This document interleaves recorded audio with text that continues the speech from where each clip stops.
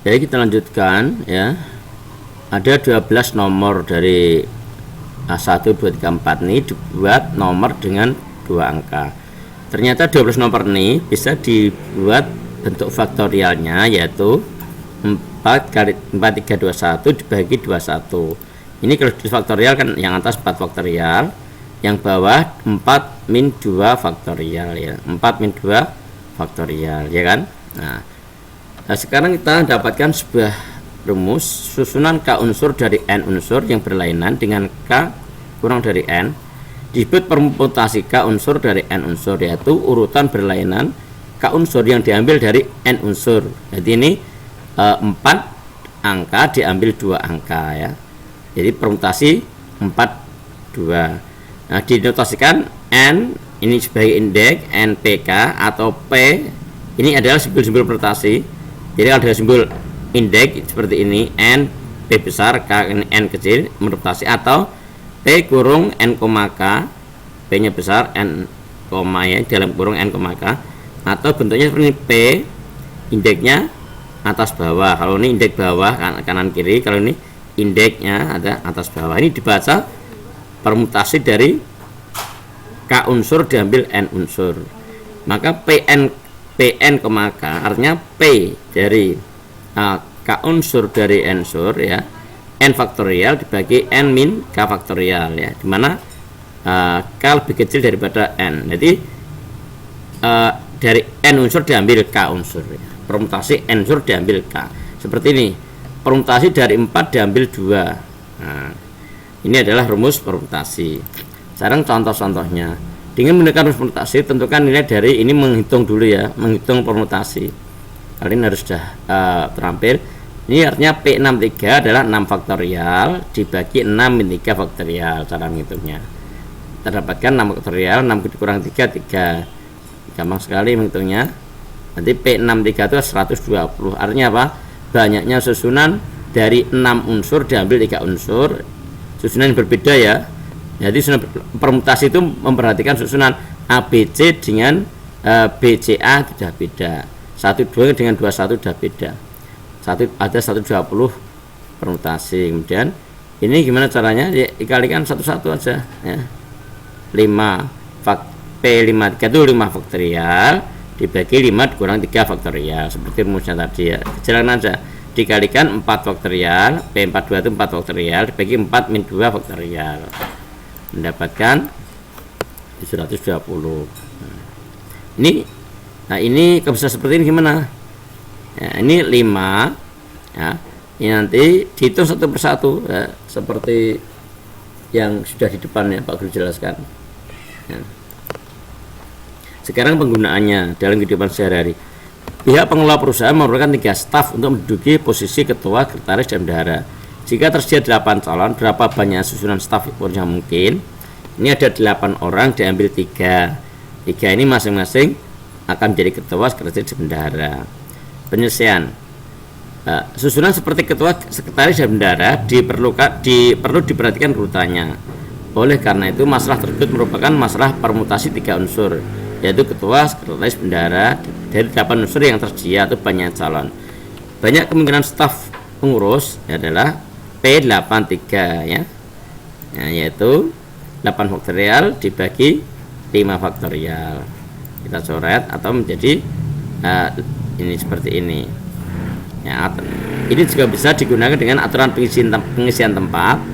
Nah, kita berikan 3 kotak, misalnya di kotak pertama itu bisa diisi dengan 8 cara, yaitu sebagai ketua. Kotak kedua 7, kotak ketiga 6 ya.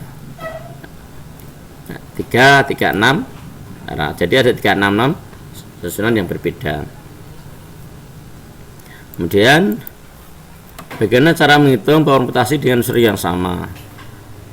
Nah, jika N unsur terdapat P unsur yang sama dari satu jenis Q unsur yang sama dari jenis 1 ya, R unsur yang sama dari jenis satu jenis dan seterusnya, maka Pn ya, N, P, Q, R adalah N faktorial dibagi unsur yang sama itu difaktorialkan. Contoh supaya gampang memahaminya, ada berapa carakah dapat disusun kata-kata daripada kata dan matematika? Penyelesaiannya A.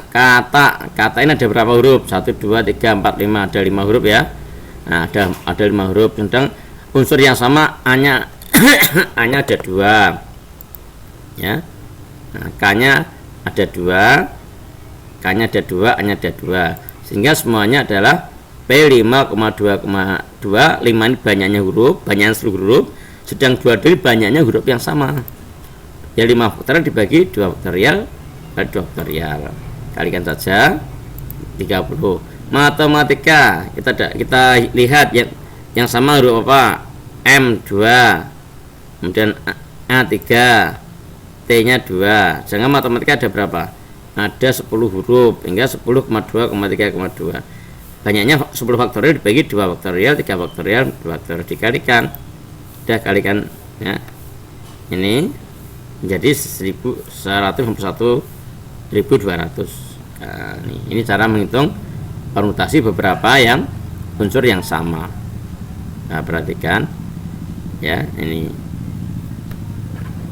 Jadi banyaknya huruf pada kata itu berapa dibagi huruf-huruf yang beda, huruf yang sama maksud saya. Huruf yang sama berapa seperti contoh ini difaktorialkan. Kemudian permutasi siklis atau melingkar. Misalkan tersedia unsur yang berbeda.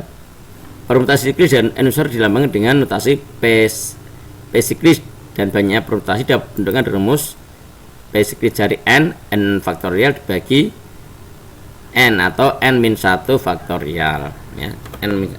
n-1 faktorial ya. n-1 faktorial ini. Contoh suatu pertemuan dihadiri 5 orang dengan posisi duduk yang melingkar. Berapa banyak susunan posisi duduk yang mungkin? Penyelesaian, perhatikan gambar ini.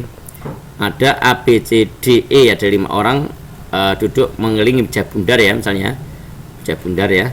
Nah, ini supaya bisa diubah maka salah satu harus sebagai patokan. Kalau enggak nanti ngubung terus ya. Nah, maka satu harus patokan. Setelah salah satu patokan, maka yang bisa berbeda hanya 4 objek. Ya kan? Nah, maka menjadi 5-1 sandingan 4 faktorial 24. Mengapa 5-1? Ini kan banyaknya 5 ya. Karena 1 ini enggak dihitung. 1 tidak dihitung, 1 sebagai patokan. Yang 1 ini sebagai patokan sehingga yang bisa berpindah 4 objek lainnya. Maka kita tulis permutasi siklis dari 5 objek 5-1 faktorial sandingan 4 faktorial. 4 faktorial itu kan 4 kali 3 kali 2 kali 1 24. Ada 24 cara. Kemudian berkembang lagi. Satu pertemuan dihadiri 9 orang dengan posisi duduk mereka melingkar. Jika ada 3 orang yang harus duduk selalu berdampingan, banyaknya susunan posisi duduk yang mungkin. Nah, perhatikan. Kita buat lingkaran, kita beri angka 1, 2, 3 sampai 9 ya. 9 objek ya, 9 orang. Nah, karena ada syarat 3 orang harus duduk selalu berdampingan, maka 3 orang ini nggak boleh dipisah. Maka 3 orang kita taleni, kita ikat. Nah, kita beri ikat ini. Nah, 3 orang ini dianggap satu posisi. Karena 3 orang ini berpindahnya harus bareng-bareng ya. Berpindahnya harus bareng-bareng, maka kita ikat. Nanti kalau berpindah bareng-bareng. Sedangkan angka yang lain hanya seorang-seorang. Nah, di sini berarti tinggal berapa objek? Tinggal 1, 2, 3, 4, 5, 6, 7 ya. Ini enggak 1, 2, 3, 4, 5, 6, 7. Sehingga tinggal 7-1. Nah, 7-1 faktorial ada 3 faktorial ini apa? 3 faktorial ini adalah ini 1, 2, 3 atau 3 orang yang harus berdampingan tadi. Karena berdampingan itu kan ada juga bisa dirubah ya, 1, 2, 3, 2, 3, 1, 3, 1, 2 dan seterusnya. Maka banyaknya 7-1 faktorial ini banyaknya objek yang akan berpindah. Nah, mengapa menjadi 7? Karena yang 3 ini kita ikat, kita anggap satu posisi. Itu caranya. Jadi kalau ada salah seperti ini ya, harus diperhatikan. Kalau yang atas ini kan berdiri sendiri. Misalnya itu. Ini karena 1, 2, 3 itu harus berdampingan. Maka 1, 2, 3 ini harus tidak boleh belencar ya. Nah, kita aleni dulu 1, 2, 3 kita aleni. Kemudian 3 faktorial ini adalah perubahan atau susunan yang berbeda dari 1, 2, 3 itu sendiri. Maka kalikan 3 faktorial sehingga menjadi 6 faktorial kali 3 faktorial sama dengan ini 4320 cara. Ini cara menghitung permutasi siklis ya. Nah, itu. Kemudian ini ada latihan ini bisa digunakan untuk melatih keterampilan berpikir kalian. Nanti kalau sulit bisa ditanyakan Pak Guru. Demikian daripada video tutorial ini, mudah-mudahan bantu kalian dalam belajar mandiri di rumah. Video ini sebagai pendamping materi PPT.